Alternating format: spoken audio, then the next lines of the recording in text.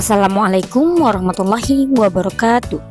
Aksi nyata modul 1.4 oleh saya Rani Rasyida Sabrina, MPD CGP Angkatan 8 SDN 22 Ujung Gurun, dengan Bapak Fasilitator saya Bapak Santoso Sitomorang SPD dan Ibu PP saya Ibu Leni Marlina MKOM. Aksi nyata modul 1.4 budaya positif. Berikut adalah penyebaran pemahaman budaya disiplin positif kepada rekan guru. Assalamualaikum warahmatullahi wabarakatuh. Alhamdulillahirabbil alamin. Assalatu wassalamu ala asrofil anbiya wal mursalin wa ala alihi wa sahbihi rasulillahi ajmain. Puji syukur kehadirat Allah Subhanahu wa taala yang telah melimpahkan rahmat dan karunia-Nya kepada kita bersama sehingga kita dapat berkumpul di kelas yang kita cintai ini. Salawat beserta salam tak lupa pula kita hadiahkan kepada Nabi besar Muhammad SAW dengan hantaran kata Allahumma sholli ala Muhammad wa ala ali Muhammad. Yang terhormat Ibu Kepala Sekolah SDN 22 Ujung Gurun, yang terhormat dan yang disayangi semua ibu bapak guru dan juga pegawai SD 22 Ujung Gurun. Alhamdulillah, terima kasih kepada bapak ibu semua yang sudah menghadiri acara sosialisasi atau penyebaran pemahaman dan penerapan pemahaman budaya positif. Di sini saya Rani Rasyida Sabrina, CGP Angkatan 8 Kota Padang SDN 22 Ujung Gurun akan mempresentasikan tentang budaya positif. Konsep inti budaya positif ada 8. Yang pertama, perubahan paradigma belajar. Yang kedua, disiplin positif. Yang ketiga, nilai-nilai kebajikan universal. Yang keempat, kebutuhan dasar manusia. Kelima, motivasi perilaku manusia. Keenam, posisi kontrol guru. Ketujuh, keyakinan kelas. Dan yang kedelapan, segitiga restitusi. Yang pertama adalah pembelajaran dengan paradigma baru. Pembelajaran dengan paradigma baru ini merupakan pembelajaran yang dirancang berdasarkan prinsip pembelajaran berdiferensiasi, sehingga para peserta didik belajar sesuai kebutuhannya berdasarkan tahap perkembangan sesuai teori psikologi modern untuk mewujudkan profil pelajar Pancasila. Sebagaimana kita ketahui bahwa berdiferensiasi ini artinya kita membelajarkan anak sesuai dengan kebutuhannya masing-masing. Miskonsepsi tentang teori kontrol. Ini adalah sebuah ilusi tentang guru mengontrol murid. Ilusi bahwa kritik dan membuat rasa bersalah mampu menguatkan karakter. Selama ini kebanyakan kita tahu bahwa dengan membuat anak merasa bersalah dan juga mengkritik anak itu bisa membuat karakternya berubah. Tapi itu adalah miskonsepsi, artinya itu salah, kita bisa dikatakan salah atas konsep ini. Kemudian ilusi bahwa orang dewasa berhak memaksa, ini juga merupakan miskonsepsi tentang teori kontrol tersebut. Dan ilusi bahwa semua penguatan positif, efektif, dan bermanfaat. Bagaimana mengubah paradigma stimulus respon ke pendekatan teori kontrol? Nah, di sini ada yang disebut dengan stimulus respon dan juga ada yang disebut dengan teori kontrol. Stimulus respon itu berkaitan tentang realitas atau kebutuhan kita sama. Tetapi dalam teori kontrol, realitas atau kebutuhan kita itu berbeda. Jadi setiap anak itu memiliki kebutuhan yang berbeda. Selanjutnya, semua orang melihat hal yang sama. Itu adalah stimulus respon. Sementara pada teori kontrol, setiap orang memiliki gambaran yang berbeda. Kita mencoba mengubah orang agar berpandangan sama dengan kita. Namun hal ini tidak sesuai dengan teori kontrol. Pada teori kontrol, kita berusaha memahami pandangan orang lain tentang dunia. Jadi kita tidak bisa mengubah pandangan orang tentang kita, tapi kita harus memahami pandangan orang lain atau tentang dunia ini. Selanjutnya, perilaku buruk dilihat sebagai suatu kesalahan. Dalam teori kontrol, kita diajarkan bahwa semua perilaku memiliki tujuan. Jadi walaupun nanti anak membuat salah, itu berarti mereka punya tujuan tertentu. Yang mungkin tujuan itu salah untuk mereka, tetapi kita tidak bisa menganggap perilaku buruk itu suatu kesalahan. Selanjutnya, orang lain bisa mengontrol saya, tetapi pada teori kontrol hanya Anda yang bisa mengontrol diri Anda. Hanya kita sendirilah yang dapat mengontrol diri kita. Saya bisa mengontrol orang lain pada stimulus respon. Sementara yang pada teori kontrol, Anda tidak bisa mengontrol orang lain. Jadi pada teori kontrol kita belajar bahwa Anda tidak mengontrol orang lain. Kita itu tidak bisa mengontrol orang lain. Pemaksaan ada pada saat bujukan gagal dalam stimulus respon. Sementara dalam teori kontrol, kolaborasi dan konsensus menciptakan pilihan-pilihan baru. Model berpikir menang atau kalah itu dalam stimulus respon itu tidak berlaku. Sementara pada teori kontrol, model berpikirnya adalah menang dengan menang. Selanjutnya, apa itu disiplin positif? Disiplin positif itu berasal dari kata disiplina yang artinya belajar. Disiplin mengacu pada disiplin diri yang memiliki tanggung jawab terhadap apa yang dilakukan berdasarkan nilai-nilai yang diyakini. Disiplin positif merupakan salah satu cara penerapan disiplin yang bertujuan untuk menumbuhkan kesadaran serta memberdayakan peserta didik tanpa imbalan atau penghargaan yang disebut dengan reward, ancaman, ataupun hukuman. Jadi di sini saya sangat tertarik ketika belajar bahwa reward, ancaman, dan hukuman itu sebaiknya tidak dilakukan kepada anak. Kenapa reward malah tidak bagus untuk anak atau penghargaan tidak bagus untuk anak? Karena akan memunculkan keinginan ekstrinsik, bukan intrinsik. Nanti kita akan pelajari setelah ini. Kemudian sebagai pendidik, tujuan kita adalah menciptakan peserta didik yang memiliki disiplin diri, sehingga mereka berperilaku mengacu kepada nilai-nilai kebajikan universal dan memiliki motivasi intrinsik dalam perubahan perilaku ke arah yang lebih baik. Nah, ini maksudnya motivasi intrinsik yang kita inginkan, bukan motivasi dari luar atau ekstrinsik.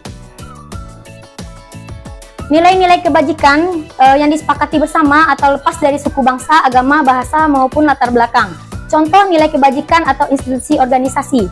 Yang pertama ada pada profil pelajar Pancasila. Tentunya Bapak Ibu yang sudah mengajar kurikulum Merdeka sudah tahu bahwa profil Pancasila itu isinya tentang beriman dan bertakwa pada Tuhan Yang Maha Esa, berakhlak mulia, berkebinekaan global, gotong royong, mandiri, kreatif, dan bernalar kritis. Ini merupakan nilai kebajikan universal. Kemudian, kalau menurut teori Ibo Primary Years Program atau PYP, yang merupakan nilai-nilai kebajikan itu adalah toleransi, rasa hormat, integritas, mandiri, menghargai, antusias, empati, keingintahuan, kreativitas, kerjasama, percaya diri, dan komitmen. Kemudian selanjutnya, menurut keterampilan hidup atau life skill, nilai kebajikan ada dapat dipercaya, lurus hati, pendengar yang aktif, tidak merendahkan orang lain, dan memberikan yang terbaik dari diri. Ini semua merupakan nilai-nilai kebajikan terlepas dari bagian-bagian atau dikelompokkan dari profil Pancasila, PYP, maupun life skill. Nah, di sini kita akan memasuki kebutuhan dasar manusia. Kebutuhan dasar manusia adalah segala sesuatu yang kita lakukan untuk mendapatkan apa yang kita inginkan. Seluruh tindakan yang kita lakukan memiliki tujuan tertentu, dan semua usaha terbaik yang kita lakukan adalah dalam rangka agar kebutuhan dasar kita terpenuhi dengan baik.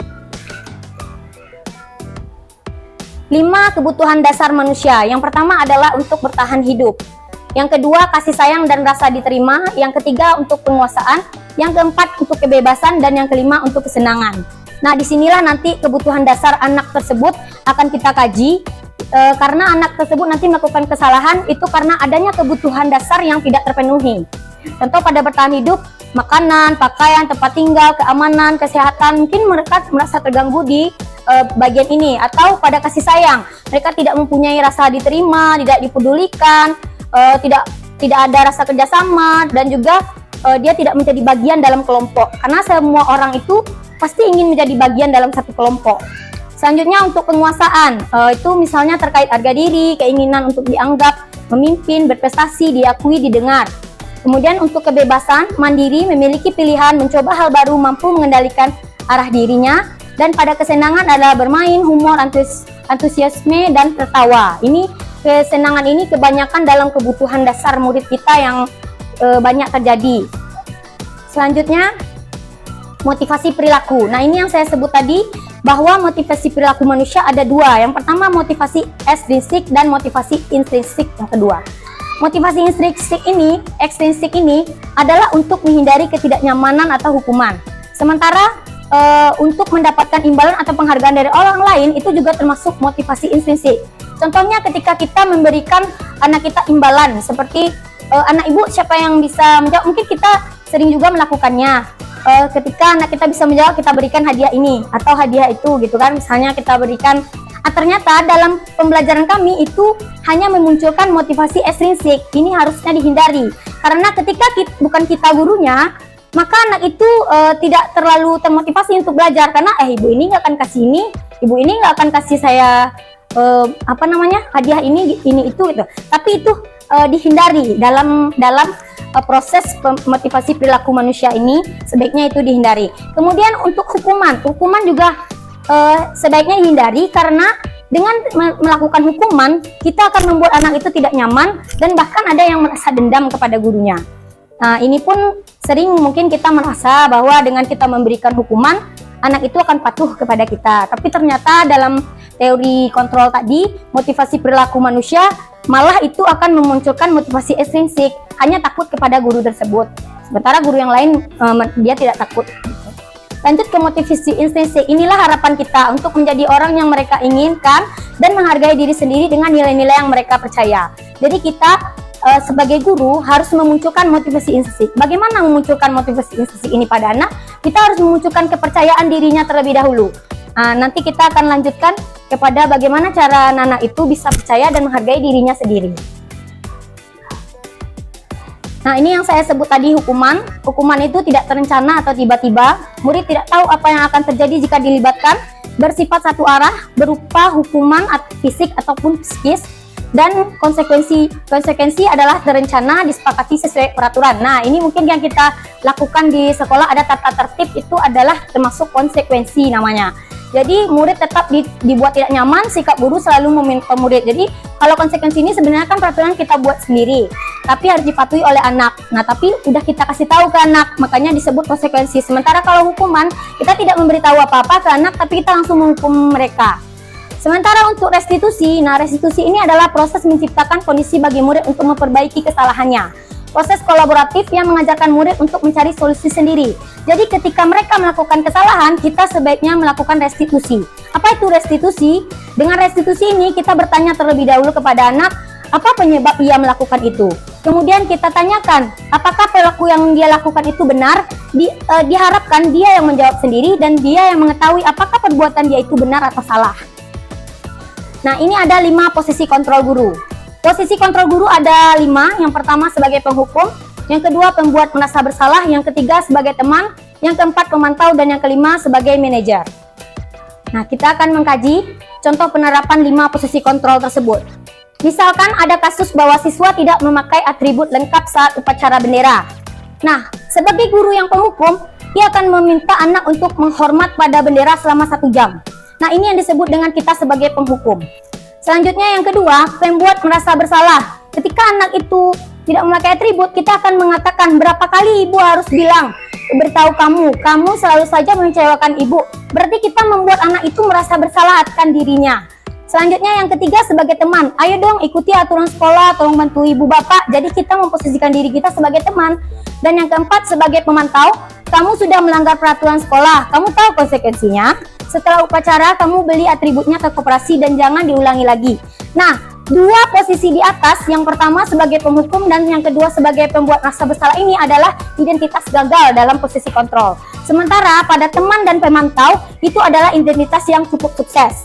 Namun, adakah identitas yang lebih sukses lagi? Ada, yang disebut dengan manajer. Nah, kita harusnya memposisikan diri kita sebagai manajer. Kalau kita sebagai manajer, yang kita tanyakan adalah, apakah kamu tahu kesalahanmu? Kira-kira bagaimana kamu memperbaiki kesalahanmu? Jadi kita menggiring anak-anak tersebut untuk mengetahui kesalahannya sendiri. Nah, silakan Bapak Ibu, coba kita tebak posisi kontrol. Apakah saya kecewa sekali dengan kamu. Nah, itu adalah kata-kata yang disebutkan oleh posisi kontrol ini. Nah, kira-kira Bapak Ibu, posisi kontrol apakah aku? Nah, ya benar, posisi kontrol sebagai pembuat merasa bersalah.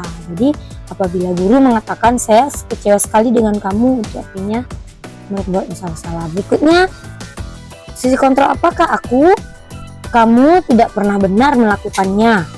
Nah, apabila guru mengatakan seperti ini, artinya guru berada pada posisi kontrol, ya penghukum ya. Jadi guru yang seperti ini adalah guru yang suka menghukum. Jadi anak merasa tidak nyaman dengan kata-kata seperti itu. Diharapkan Bapak Ibu guru tidak menggunakan kata seperti ini. Selanjutnya, posisi kontrol apakah aku? Apa rencanamu?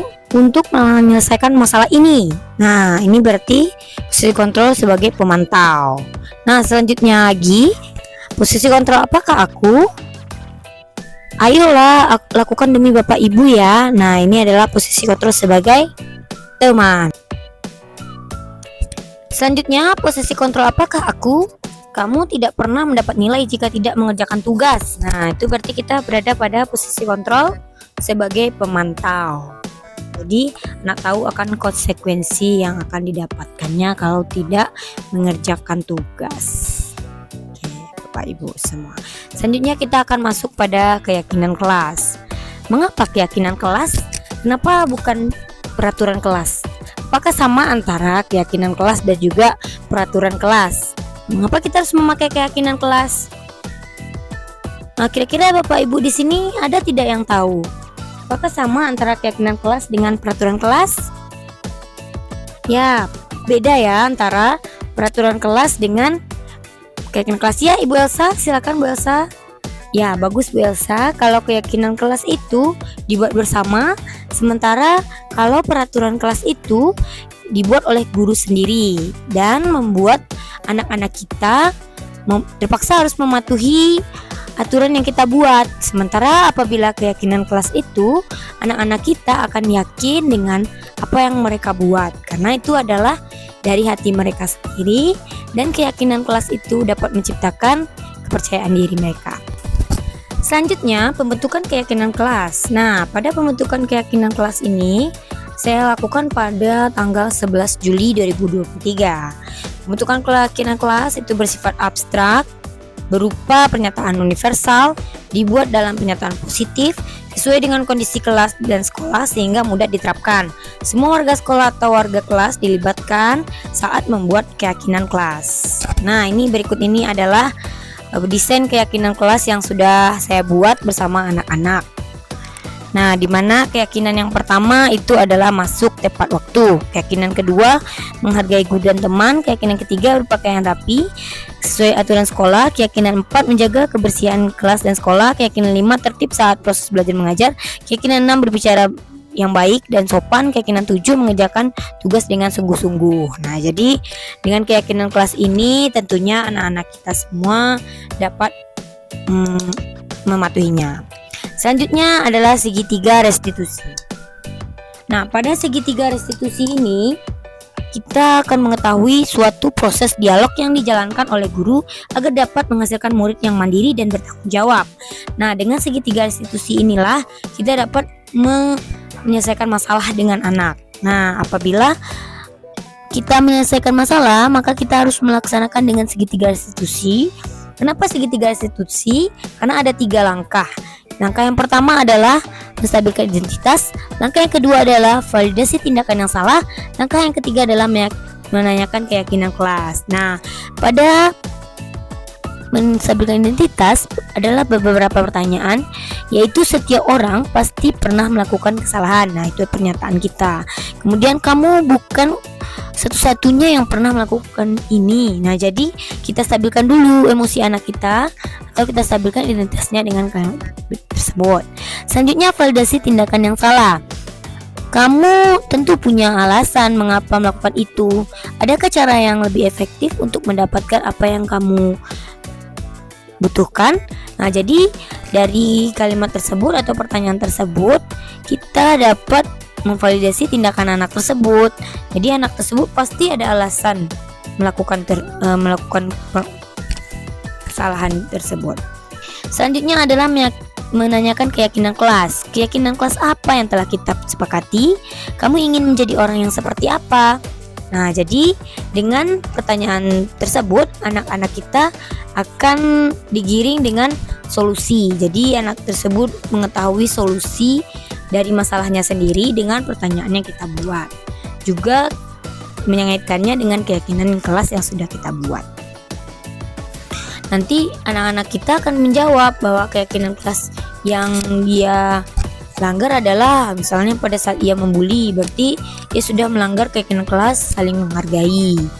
Nah, menstabilkan identitasnya tentu kita mengatakan bahwa setiap orang pasti pernah melakukan kesalahan. Jadi untuk itu bagaimana anak ibu melakukan punya alasan apa untuk melakukan itu gitu. Nah, itu menanyakan validasi tindakannya yang salah. Lalu barulah kita tanya dengan keyakinan apa yang telah dilanggar. Oke, selanjutnya. Nah, ini yang saya jelaskan bahwa menstabilkan identitas. Ya. Dalam menstabilkan identitas ini berdasarkan pada prinsip membuat kesalahan adalah bagian dari proses pembelajaran. Dengan kata-kata atau kalimat berbuat salah itu wajar, tidak ada manusia yang sempurna. Ibu bapak juga pernah melakukan itu. Bapak ibu tidak mau mencari siapa yang salah, tapi bapak ibu ingin mencari solusi dari permasalahan ini. Kamu berhak merasa begitu. Nah, selanjutnya pada validasi tindakan yang salah. Berdasarkan prinsip setiap perilaku berusaha memenuhi kebutuhan tertentu. Dengan kata-kata yaitu kalimat, kamu pasti punya alasan kenapa melakukan itu. Padahal kamu bisa melakukan yang lebih buruk dari ini ya. Kamu patut bangga karena telah melindungi sesuatu yang penting buatmu. Kamu melakukannya karena mempertahankan sesuatu yang penting bagimu. Selanjutnya adalah menanyakan keyakinan. Nah, pada saat menanyakan keyakinan adalah prinsip teori kontrol bahwa pada dasarnya kita termotivasi secara intrinsik. Apa keyakinan kelas kita? Nilai apa yang sudah disepakati bersama? Seperti apa gambaran kelas yang ideal menurut kamu? Kamu ingin menjadi orang yang seperti apa? Nah, itu adalah beberapa kalimat dalam menanyakan keyakinan. Jadi, di sini kita bisa melakukannya. Kemudian, pada bagian penutup, dalam penerapan program disiplin positif, hendaknya guru memiliki standar kepribadian, profesional, dan sosial yang baik, di mana guru mampu merefleksi dirinya dalam posisi kontrol saat ini. Bagaimana perjalanan dirinya sebagai among atau manajer yang menuntun murid-muridnya menjadi insan yang mandiri, merdeka, dan bertanggung jawab. Itu menurut standar nasional pendidikan. Terima kasih. Sekian presentasi dari saya. Semoga bermanfaat. Salam dan bahagia. Assalamualaikum warahmatullahi wabarakatuh. Kita minta kepada ibu kepala sekolah terlebih dahulu untuk memberikan tanggapan dan juga masukannya. Ya, kepada ibu kami persilahkan.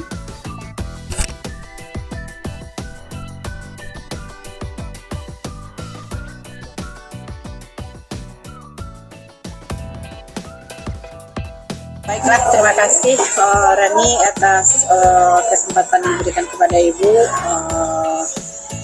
Ibu sangat terkesan dengan paparan yang Rani berikan. Ini sangat positif sekali dan ini menambah wawasan bagi kita semua, Bapak dan Ibu guru yang ada di sini.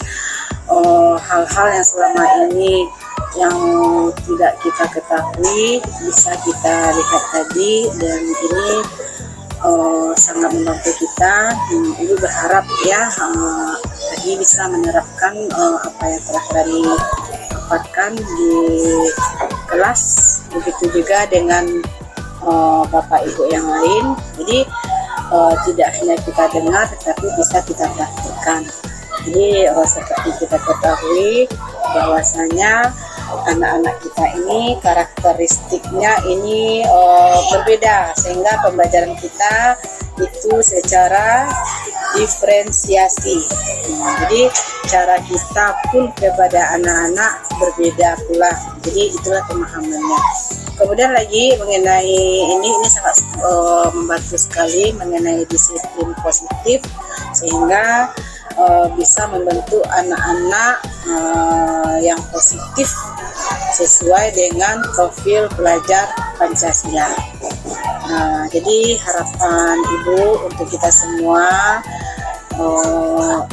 ini sangat bagus. Ibu berharap apapun yang Rani dapat dari kegiatan CGP ini selalulah berbagi dan bisa diterapkan oleh kawan-kawan kita semua. Terima kasih banyak Rani. Aplaus untuk Rani dari kita semua.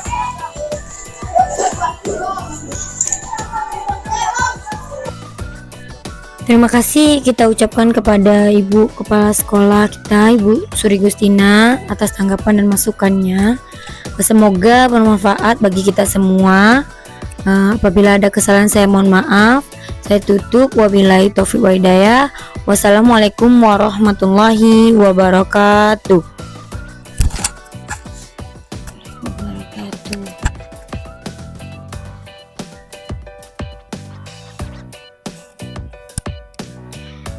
Nah, pada penerapan pemahaman siswa dengan pembentukan keyakinan kelas, berikut adalah aksi nyata modul 1.4 dengan pemahaman siswa dalam pembentukan keyakinan kelas yang sudah saya buat.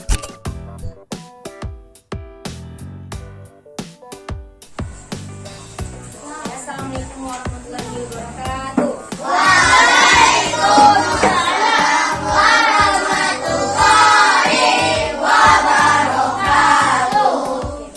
Hari ini kita akan membuat keyakinan kelas. Anak-anak ibu kasih satu kertas.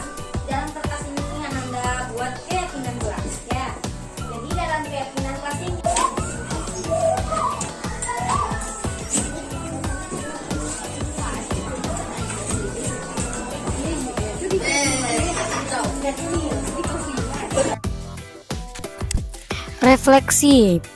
Refleksi pembuatan keyakinan kelas bersama dengan siswa kelas 6B saya lakukan pada tanggal 11 Juli 2023. Semua siswa sangat antusias dalam membuat keyakinan kelas. Kemudian refleksi pelaksanaan diseminasi atau penyebaran pemahaman budaya positif kepada rekan guru dilakukan pada tanggal 25 Juli 2023 bertempat di SDN 22 Ujung Kota Padang. Terdapat 14 orang yang terdiri dari kepala sekolah, guru, dan pegawai yang menyaksikan kegiatan ini.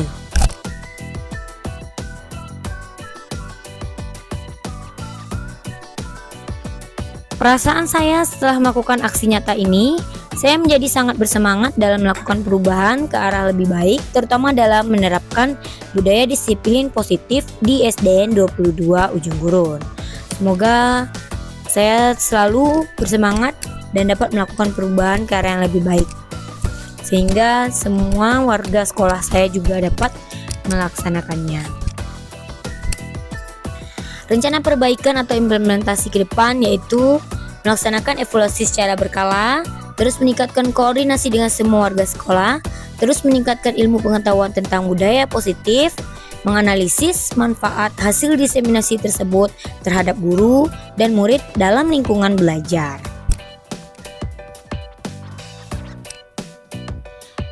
Kegiatan aksi nyata berikut adalah dokumentasi beberapa kegiatan aksi nyata yang saya lakukan.